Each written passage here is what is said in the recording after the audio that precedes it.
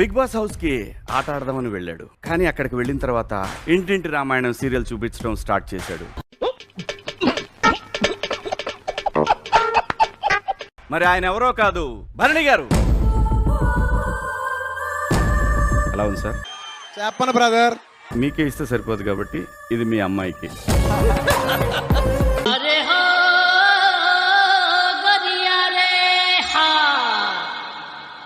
ఇది ఎవరికి చెప్పండి?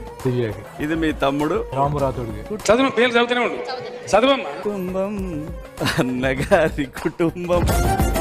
మీరు ఇప్పుడు చూస్తుంది హమ్ సాత్ సాత్ హై. క్లారిటీ వచ్చిందా సార్? నాకెక్కడ నా గేమ్ మీద ఎఫెక్ట్ పడిందని నేనైతే అనుకోలేదు. మీరు గేమ్ ఆడాను అనుకుంటున్నారు కానీ మీరు గేమ్ ఆడలేదు. బాండింగ్స్ లో తగ్గిపోయారు.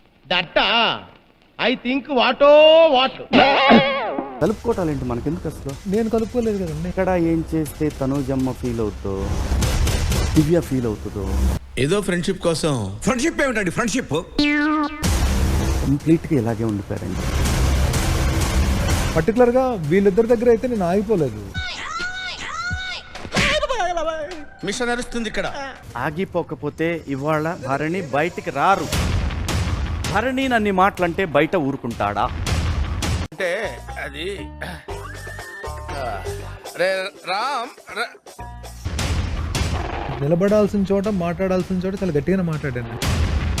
పవరస్త్ర వాడాల్సి వచ్చేసరికి మీకెందుకు వాడలేదు ఇమాన్యుల్? నాకు తెలీదమ్మా, తెలీదండి. నా నామినేషన్ వచ్చినప్పుడు మీరు చాలా గట్టిగా నేను సాక్రిఫైస్ చేస్తే నువ్వు ఇక్కడ ఉన్నావు, నేను సాక్రిఫైస్ ఎందుకు అలా సడన్ గా రియల్ భరణి బయటకు వచ్చాడు?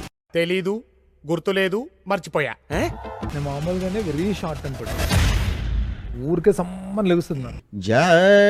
లెగుస్తుందండి. ఎవరన్నా వచ్చి నాకు బాధ చెప్పుకునేవారు తప్ప నేను బాధ చెప్పుకోవడానికి అక్కడ మనిషి ఎవరు లేరు. ఈరోజు సొసైటీలో ఉన్న ప్రాబ్లమ్స్ గురించి ఆలోచిస్తుంటే నాకు గూస్ పింపుల్స్ వస్తున్నాయి సార్. ఆ ఎక్స్పెక్టేషన్ పెట్టుకోవడం కరెక్ట్ కాదేమో అంటాను ఈ హౌస్ లో.